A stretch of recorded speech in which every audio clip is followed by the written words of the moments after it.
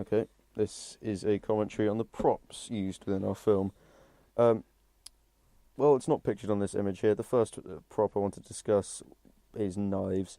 Um, Knives are small and unpleasant. They have a huge screen presence when, well, shot in the right sort of manner, and are used throughout almost every action film I can think of. Knives play a central role. I guess they are a staple of the action genre. I can think of countless scenes where knives play a huge role, including scenes in films that play a large inspiration for us. For example, in the climax of Drive, which is one of our main inspirations for the action sequences. The conflict is resolved with a knife fight.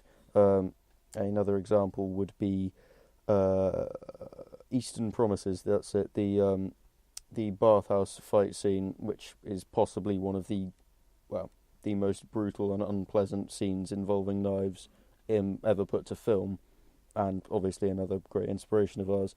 And we feel as though it would be remiss of us not to include knives at some point during our film, because, well, it's just something that's expected of us. And although most conventions we are trying to subvert in some manner, I feel as though the inclusion of knives is a foregone conclusion. Um, as you can already probably have read, I have several posts on, regarding the claw hammer down here. It makes sense really to include this, considering all of our sources and all of the films that influenced us. It's sort of uncanny the amount of films that do contain a claw hammer. Old Boy, Drive, The Raid 2. It all sort of seems to coalesce and around this one particular item, and I've got no idea why, except for one possible theory, which is this idea of improvisation, which also ties in heavily to the way Eastern martial arts films, equip their characters, I guess you could say, because in sort of Eastern society, guns are a lot harder to come by. They are much more tightly controlled, and so gangsters or anyone wishing to do someone else harm in the long run, they generally tend to rely on more improvised forms of weaponry, and so this is why something like a claw hammer, which is small, easily concealed, and can do a large amount of damage in a small space, that's why they are used. And so we felt all of the films we are drawing major inspiration from contain a claw hammer, and so the inclusion of our own is sort of a nod to that.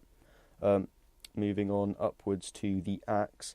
The axes. There are several axes throughout our film, and we feel as though it makes sense for us to include axes, mostly due to the setting of our film, because a large amount of our film will be set in the woods, and we wanted to create the idea of the characters seen on screen often existing within this woodland, because it's stated will probably end up being stated at one point. You've probably already heard during the plot outline that there is a large forest that a large amount of the action takes place in, and we feel as though these people are likely to be travelling throughout the forest and living within the forest a large amount of the time, and so axes would be a natural choice for them being a tool as well as a weapon. And so, we felt the inclusion of the axes would lend to that more woodland atmosphere that, a lot of the film's scenes are based around.